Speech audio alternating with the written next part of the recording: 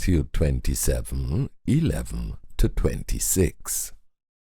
Now Jesus stood before the governor, and the governor asked him, saying, Are you the king of the Jews?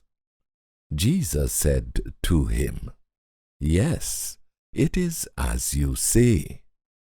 When he was accused by the chief priests and elders, he answered nothing. Then Pilate said to him, Don't you hear how many things they testify against you? He gave no answer, not even one word, so that the governor marveled greatly. Now at the feast, the governor was accustomed to release to the multitude one prisoner whom he desired. They had then a notable prisoner called Barabbas.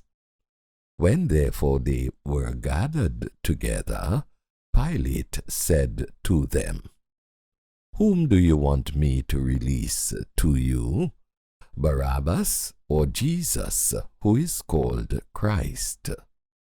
For he knew that because of envy they had delivered him up.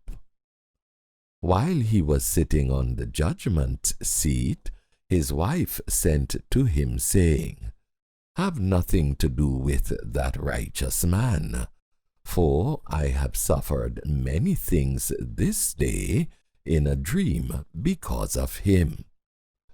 Now the chief priests and the elders persuaded the multitudes to ask for Barabbas and destroy Jesus. But the governor answered them, Which of the two do you want me to release to you? They said, Barabbas. Pilate said to them, What then shall I do to Jesus, who is called Christ? They all said to him, Let him be crucified. But the governor said, Why? What evil has he done? But they cried out exceedingly, saying, Let him be crucified. So when Pilate saw that nothing was being gained, but rather that a disturbance was starting, he took water and washed his hands before the multitude, saying, I am innocent of the blood of this righteous person. You see to it. All the people answered, May his blood be on us and our children. Then he released to them Barabbas, but Jesus he flogged and delivered to be crucified. These verses describe our Lord's appearance before Pontius Pilate, the Roman governor. That sight must have been astonishing to the angels of God. He who will one day judge the world allowed himself to be judged and condemned, though he had done no violence, neither was any deceit in his mouth. Isaiah 53:9. He from whose lips Pilate and Caiaphas will one day receive their eternal sentence, suffered silently an unjust sentence to be passed upon him. Those silent sufferings fulfilled the words of Isaiah. As a sheep before her shearers is silent, so he opens not his mouth. Isaiah 53:7. To those silent sufferings, believers owe all their peace and hope. Through them they will have boldness in the day of judgment, who in themselves would have nothing to say. Let us learn from the conduct of Pilate how pitiful is the condition of an unprincipled great man. Pilate appears to have been inwardly satisfied that our Lord had done nothing worthy of death. We are told distinctly that he knew that for envy they had delivered him. Left to the exercise of his own unbiased judgment, he would probably have dismissed the charges against our Lord and let him go free. But Pilate was governor of a jealous and turbulent people. His great desire was to procure favor with them and please them. He cared little how much he sinned against God and conscience, so long as he had the praise of man. Though willing to save our Lord's life, he was afraid to do it if it offended the Jews. And so, after a feeble attempt to divert the fury of the people from Jesus to Barabbas, and a feebler attempt to satisfy his own conscience by washing his hands publicly before the people, he at last condemned one whom he himself called a just person. He rejected the strange and mysterious warning which his wife sent to him after her dream. He stifled the remonstrances of his own conscience. He delivered Jesus to be crucified. Behold in this miserable man a lively emblem of many a ruler of this world. How many there are who know well that their public acts are wrong, and yet have not the courage to act up to their knowledge. They fear the people. They dread being laughed at. They cannot bear being unpopular. Like dead fish, they float with the tide. The praise of man is the idol before which they bow down, and to that idol they sacrifice conscience, inward peace, and an immortal soul. Whatever our position in life may be, let us seek to be guided by principle and not by expediency. The praise of man is a poor, feeble, uncertain thing. It is here today and gone tomorrow. Let us strive to please God, and then we may care little who else is pleased.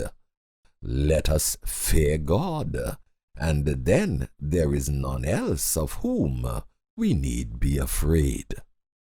Let us learn from the conduct of the Jews described in these verses the desperate wickedness of human nature. The behavior of Pilate afforded the chief priests and elders an occasion of reconsidering what they were about. The difficulties he raised about condemning our Lord gave time for second thoughts. But there were no second thoughts in the minds of our Lord's enemies. They pressed on their wicked deed. They rejected the compromise that Pilate offered. They actually preferred having a wretched felon named Barabbas set at liberty rather than Jesus. They clamored loudly for our Lord's crucifixion, and they wound up all by recklessly taking on themselves all the guilt of our Lord's death, in words of portentous meaning. His blood be on us and our children. And what had our Lord done that the Jews should hate him so? He was no robber or murderer. He was no blasphemer of their God or reviler of their prophets. He was one whose life was love. He was one who went about doing good and healing all that were oppressed of the devil. Acts 10:38. He was innocent of any transgression against the law of God or man. And yet the Jews hated him and never rested until he was slain. They hated him because he told them the truth. They hated him because he testified of their works that they were evil. They hated the light because it made their own darkness visible. In a word, they hated Christ because he was righteous and they were wicked, because he was holy and they were unholy, because he testified against sin and they were determined to keep their sins and not let them go. Let us observe this. There are few things so little believed and realized as the corruption of human nature. Men imagine that if they saw a perfect person, they would love and admire him. They flatter themselves that it is the inconsistency of professing Christians which they dislike and not their religion. They forget that when a really perfect man was on earth, in the person of the Son of God, he was hated and put to death. That single fact goes far to prove the truth of Edwards' remark. Unconverted men would kill God if they could get at him. Let us never be surprised at the wickedness there is in the world. Let us mourn over it and labor to make it less. But let us never be surprised at its extent.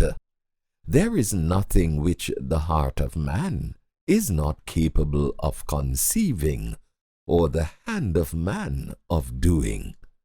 As long as we live, let us mistrust our own hearts. Even when renewed by the Spirit, they are still deceitful above all things and desperately wicked. Jeremiah 17:9.